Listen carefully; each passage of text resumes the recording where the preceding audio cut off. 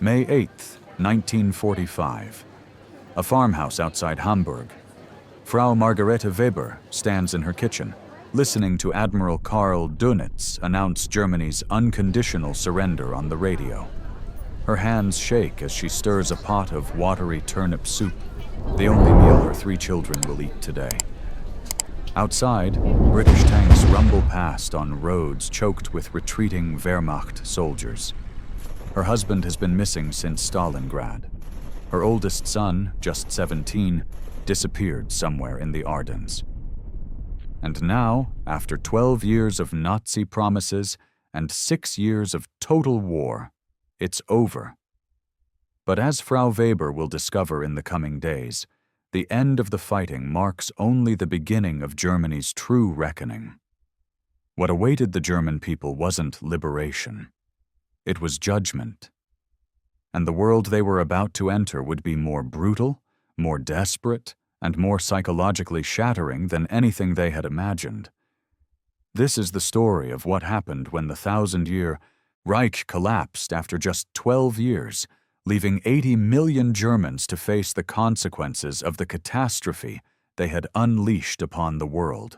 The first thing you need to understand about Germany in May 1945 is that the country had ceased to exist as a functioning state. The German government had dissolved. The Nazi Party was outlawed. The Wehrmacht had surrendered unconditionally. There was no German authority of any kind. For the first time since the Holy Roman Empire, the German people had no government, no leadership, no state structure whatsoever. 4 foreign armies now controlled every square meter of German territory. American forces occupied the south and a corridor to Bremen. British troops held the northwest. French forces controlled the southwest. And Soviet armies dominated everything east of the Elbe River, nearly 40% of pre-war Germany. The Allies called it the four-power occupation. The Germans called it the end of everything they had known. The physical devastation defied comprehension. Allied bombing had systematically destroyed every major German city.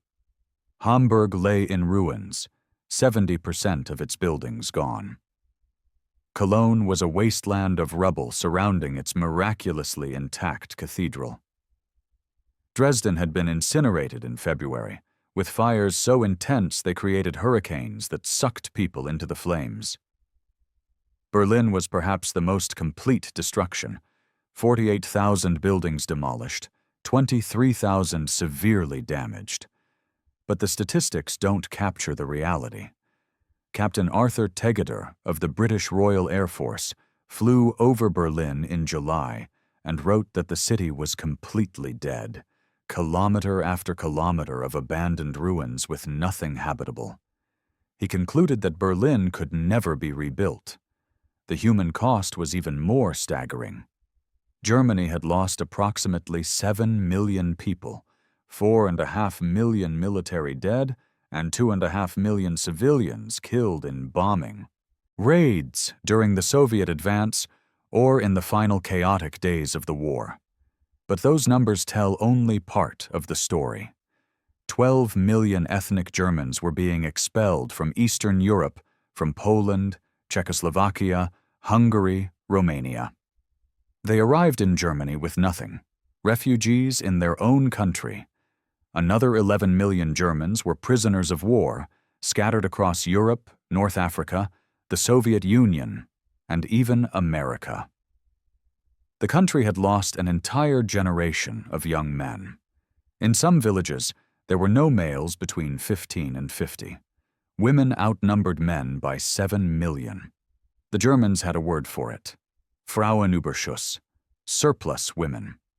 An entire society of widows, spinsters, and children without fathers. Food was the first crisis that hit every German, regardless of where they lived or what they had believed. The Reich had collapsed just as spring planting should have begun, but there was almost no seed, no fertilizer, no farm animals. Allied bombing had destroyed transportation networks, so even where food existed, It couldn't move. The occupation authorities established rationing systems, but the rations were scientifically calculated to keep Germans just above starvation level. In the American zone, the official ration was 1,500 calories per day. The British zone provided even less, just 1,000 calories.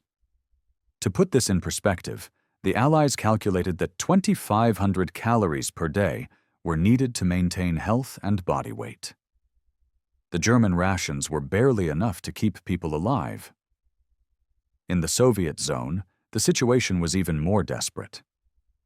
The Red Army was systematically stripping Eastern Germany of everything that could be moved, sending factory equipment, livestock, and food stocks back to the Soviet Union as reparations. Rations in the Soviet zone often fell below 800 calories per day. At this level, slow starvation was medically inevitable. The black market became the real economy of occupied Germany. In every city, certain locations became known trading centers. In Berlin, the Brandenburg Gate marked the largest black market, perfectly positioned between the Soviet and Western sectors.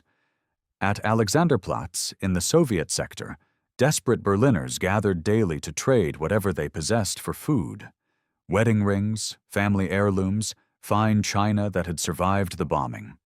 Everything had value if it could be exchanged for bread or potatoes. A pack of American cigarettes could buy enough food to feed a family for a week. A carton of cigarettes could purchase a fine pre-war Persian rug. The occupation authorities officially disapproved of black market activity and conducted periodic raids, but they also understood it was the only thing keeping Germans alive. American GIs were explicitly forbidden to fraternize with Germans or give them food, but the rules were widely ignored. Hungry German children quickly learned to gather near American mess halls, and few soldiers could resist sharing their rations with starving kids. The Allied occupiers brought not just armies, but entirely different philosophies of occupation. The American zone, covering Bavaria, Hesse, and parts of Württemberg, reflected what President Harry Truman called firm but fair treatment. The Americans established military government offices in every town, appointed German civilian administrators, and focused on rebuilding basic services. They were shocked by what they found. American soldiers, raised in Depression-era poverty themselves, couldn't comprehend the level of destruction. Captain William Shirer, the journalist who had covered Nazi Germany before the war, returned to find unrecognizable devastation. He wrote in his diary that he struggled to find words to portray truthfully the picture of a great capital destroyed beyond recognition. A once powerful nation that had ceased to exist.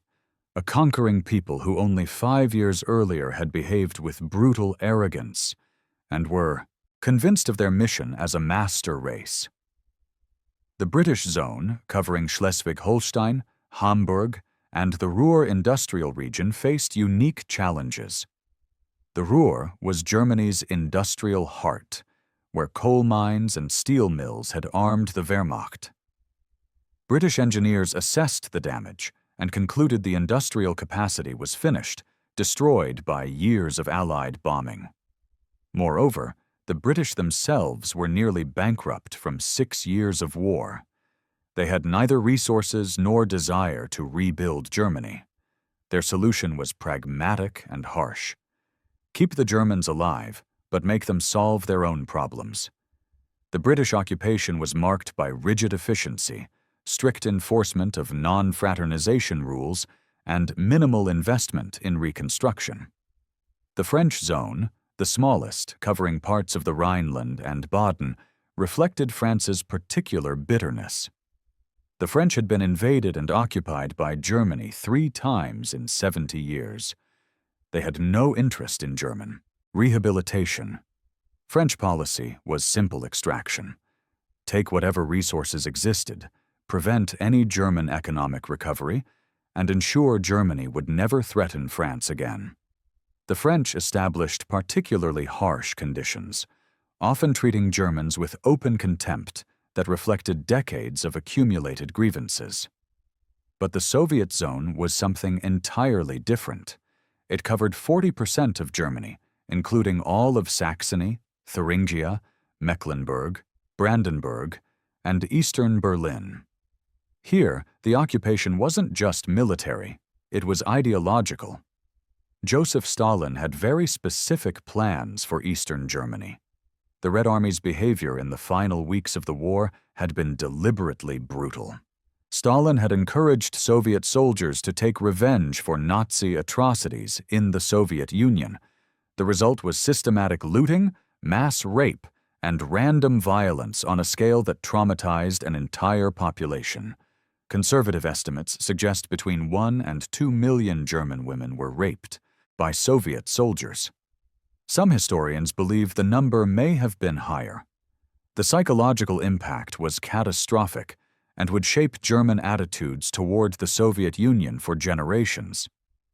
By summer of 1945, the Soviets had imposed a different system. They seized major industries without compensation, arrested thousands of Germans accused of being Nazi supporters, and began reshaping Eastern Germany into a communist state. They established new police forces composed of German communists who had spent the Nazi years in Soviet exile. These men, trained in Moscow, were intensely loyal to Stalin and had little sympathy for ordinary Germans who had lived under and often supported Hitler. The Soviets also began large-scale arrests. Anyone with a significant role in Nazi Germany, anyone who had owned substantial property, anyone who might resist communist control was swept up. Many disappeared into the same concentration camps the Nazis had used, now run by Soviet secret police. Tens of thousands died in these Soviet camps between 1945 and 1950, often from the same combination of starvation, disease, and brutal treatment that had killed so many during the Nazi regime. The process the Allies called denazification was perhaps the most psychologically shattering experience for ordinary Germans. The Americans, British, and French were determined to purge Nazi influence from German society. They required every German to fill out a detailed questionnaire, the Fragebogen, listing every organization they had joined, every position they had held, every interaction with the Nazi regime. The questionnaire had 131 questions. Did you join the Nazi Party? When? Why? Did you attend party rallies? Did your children join the Hitler Youth? Did you contribute to Nazi organizations? Were you a block warden? Did you denounce anyone to the Gestapo? Did you benefit economically from the Nazi regime? The answers determined everything. Whether you could work, what job you could hold, whether you could vote, whether you faced prosecution. The Allies divided Germans into 5 categories: major offenders who faced trial, offenders who would be punished with restrictions, lesser offenders who faced minor penalties, followers who had supported the regime but in minor ways, and those who were exonerated. The process was supposed to identify and punish war criminals and Nazi leaders while allowing ordinary Germans to rebuild their lives. In practice, it was a bureaucratic nightmare that often produced absurd results. A schoolteacher who had joined the Nazi Party to keep his job faced harsher penalties than a factory owner who had used slave labor but had been clever enough to avoid official party membership. The system was overwhelmed by sheer numbers. In the American zone alone, they eventually registered 13 million Fragebogen. Processing them took years. Meanwhile, everyone's life was in limbo. You couldn't get a job in education, government, medicine, law, or journalism without clearance from the denazification authorities. For millions of Germans, denazification became an exercise in creative memory. Suddenly, No one had been a convinced Nazi. Everyone claimed they had been forced to join. Everyone had secretly opposed Hitler. Everyone had protected Jews. The resistance that had been so invisible during the Nazi years appeared to have included half the population. The Americans, British, and French knew much of this was lies. But what could they do? If they fired every German who had cooperated with the Nazis, there would be no one left to run the country. Schools would have no teachers, hospitals would have no doctors, municipal governments would have no administrators. The Nuremberg trials began in November 1945, providing the world with its first comprehensive look at Nazi crimes. 21 top Nazi leaders faced charges of crimes against peace, war crimes, and crimes against humanity. The evidence presented over 10 months was overwhelming. Films from liberated concentration camps, documents detailing the Holocaust, testimony from survivors. For many Germans, this was the first time they confronted the full scope of what had been done in their name. The reaction was complex and troubling. Some Germans were genuinely shocked and horrified. They had known Jews were being persecuted but claimed ignorance of the death camps. Others maintained willful denial. The evidence must be fabricated. Allied propaganda meant to demonize Germany. Still others retreated into what became known as ohne mich, without me. They hadn't known, hadn't participated, hadn't supported any of it.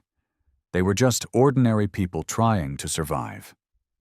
The Nuremberg trials concluded in October 1946, with 12 death sentences and 7 prison terms. Many Germans felt it was victor's justice, that the Allies were prosecuting Germans for actions the Allies themselves had committed. What about the bombing of Dresden? What about the Soviet atrocities during the advance into Germany? Why were only Germans on trial? This sense of victimhood that Germans had suffered too became a psychological defense mechanism that allowed many to avoid confronting their own complicity. For children and teenagers, the collapse of Nazi Germany created a unique psychological crisis. Young people who had spent their entire childhood under Nazi indoctrination suddenly learned that everything they had been taught was lies. The heroic Führer was a mass murderer. The glorious Reich was a criminal enterprise. The noble German folk had committed history's greatest crimes. Teachers who had taught racial theory and German supremacy now taught democracy and human rights, often with minimal acknowledgement of the contradiction. Many young Germans experienced a severe identity crisis. Hitler youth boys, who had been raised to worship the Führer and sacrifice, themselves for Germany found their entire worldview destroyed. Some adjusted quickly, accepting that they had been deceived. Others retreated into bitter cynicism, trusting nothing and no one. Still others simply refused to accept the new reality, maintaining their Nazi beliefs in secret and waiting for a chance to revive the movement. The returning prisoners of war created another massive social challenge. Throughout 1946 and into 1950, millions of German POWs came home from camps across the world. American and British camps released prisoners quickly, usually within months of the war's end. But Soviet camps operated on different principles. Stalin had no intention of quickly releasing German POWs. They were free labor for Soviet reconstruction. Some German POWs remained in Soviet camps until 1955, a full decade after the war ended. When these men finally returned, they found a country they didn't recognize. Cities they remembered were gone, replaced by rubble fields. Family members they had left behind were dead or missing. Their wives had either died during the war or, after years alone, had moved on with their lives. Many returning POWs suffered what we would now recognize as severe post-traumatic stress disorder. They had survived years of combat followed by years of captivity. Now they returned to find they had no place in the new Germany. Jobs were scarce. Housing was nearly impossible to find. And emotionally, they couldn't connect with civilians who hadn't experienced what they had experienced. The role of German women in this period cannot be overstated. They quite literally kept Germany alive. With most men dead, imprisoned, or missing, women did everything. They cleared rubble, organized food distribution, ran businesses, raised children alone, and made the millions of daily decisions required to survive. The term Trümmerfrau, rubble woman, became iconic. Photos of women passing bricks hand to hand, clearing, mountains of debris brick by brick, came to symbolize German reconstruction. They worked 12-hour days for minimal pay and better ration cards. Every brick salvaged was one brick available for rebuilding. Every cleared street was one more route for food distribution. The work was backbreaking and seemingly endless. In Berlin alone, they estimated 400 million cubic meters of rubble needed clearing. At the pace they were working, it would take decades. But the women kept working because there was no alternative. Their children needed food, and food came only to those who worked. The refugee crisis was perhaps the largest forced population movement in European history. Between 1945 and 1950, approximately 12 million ethnic Germans fled or were expelled from Eastern Europe. Entire centuries-old German communities in Poland, Czechoslovakia, Hungary, Romania, and Yugoslavia were eliminated. The Potsdam Agreement, signed in August 1945 by Stalin, Truman, and British Prime Minister Clement Attlee, authorized these expulsions with the vague requirement that they be carried out in an orderly and humane manner. In practice, the expulsions were often brutal. Germans were given hours to gather what they could carry and forced onto trains or simply driven onto roads and told to walk west. Many died during the expulsions from violence, exposure, starvation, or disease.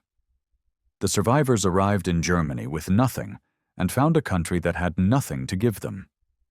The Western occupation zones tried to distribute refugees evenly, but resources didn't exist to house and feed them. Refugee camps, often former Wehrmacht barracks or even concentration camps, overflowed with desperate people. Agricultural areas were ordered to take in refugees and quarter them in barns, sheds, or unused rooms. The result was intense social tension. Germans who had lived through the bombing and occupation resented refugees who they felt were getting scarce resources. Refugees resented the locals who they felt weren't doing enough to help them. These tensions would persist for years, creating deep social divisions. Daily life in occupied Germany was a constant struggle for basic necessities. Electricity was available only a few hours each day, if at all. Water systems were damaged or destroyed in most cities, so people relied on communal pumps. But the water was often contaminated, carrying risks of dysentery and typhus. Heating was nearly impossible. Most buildings had significant damage, windows were gone, roofs leaked, walls were gone entirely in some cases, and fuel was almost unavailable. The terrible winter of 1946 to 1947 became known as the Hunger Winter. Temperatures dropped below freezing and stayed there for weeks. Germans burned whatever they could find for heat. Furniture, books, even wooden park benches were cut down and burned. People wore every piece of clothing they owned, layering everything to retain body heat. The elderly and very young died by the thousands. Official statistics recorded 30,000 deaths from hunger and exposure in the British zone alone during that winter. The actual number was certainly higher. Yet, somehow, amid this devastation, signs of normalcy began appearing. By autumn 1945, schools reopened in most areas. They met in damaged buildings, often without windows or heat, with severe shortages of books, paper, and supplies. But they met because education was seen as essential to Germany's future. Theaters and orchestras resumed performances. In Berlin, the Philharmonic gave its first post-war concert in May 1945, just weeks after the surrender. The concert hall was heavily damaged, but the music provided something intangible that Germans desperately needed, a connection to cultural traditions that had existed before the Nazis and would survive them.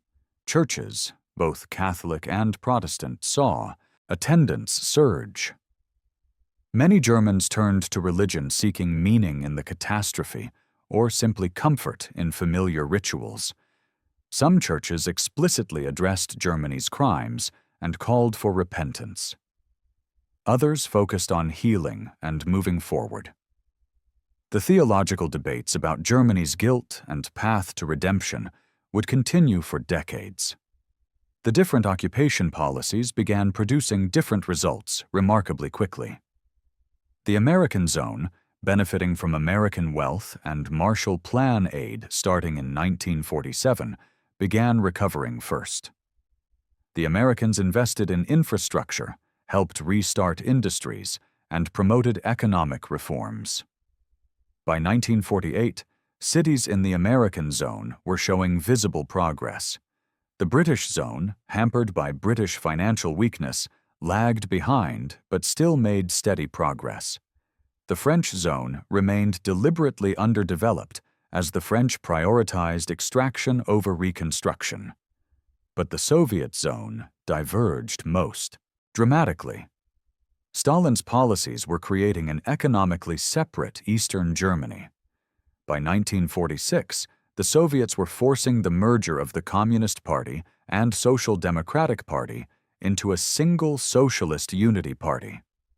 They were expropriating large estates and redistributing land. They were nationalizing industries and implementing central planning. The Eastern Zone was becoming a different country with a different economic system and different political structure.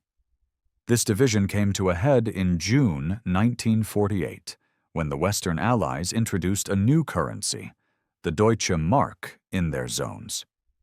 The currency reform was an instant success, transforming the Western German economy overnight. Store shelves that had been empty suddenly filled with goods, as the new stable currency gave merchants reason to trade. But the Soviets saw the Western currency reform as a hostile act dividing Germany. Stalin responded by blockading Berlin, cutting all road, rail, and canal access to the western sectors of the city. The Berlin airlift, running from June 1948 to May 1949, became the first major crisis of the Cold War. American and British aircraft flew over 200,000 flights, delivering everything West Berlin needed to survive: food, fuel, medicine, even coal. The airlift demonstrated Western commitment to West Berlin and marked the final collapse of four-power cooperation. Germany would not be unified. It would be divided into two separate states, East and West, each aligned with opposing Cold War blocs. By 1949, when the Federal Republic of Germany was established in the West and the German Democratic Republic in the East, the immediate post-war period was ending. The years from 1945 to 1949 had been unlike anything in German history. The complete collapse of state authority, occupation by foreign armies, mass starvation, forced population transfers, psychological reckoning with unprecedented crimes, the division of the nation. The Germans called this period Stunde Null, 0 hour, the moment when everything had to begin again from nothing. For the generation that lived through it, Stunde Null remained a defining experience. They had seen their country destroyed, their cities reduced to rubble, their beliefs revealed as murderous lies. They had survived on 700 calories a day while clearing mountains of debris brick by brick. They had learned that the regime they had supported, or at least tolerated, had committed crimes so monstrous that a new word, genocide, had to be invented to describe them. Some responded with genuine remorse and determination to build a better Germany. Others retreated into denial or resentment. Most simply focused on survival and rebuilding, leaving the moral questions for later.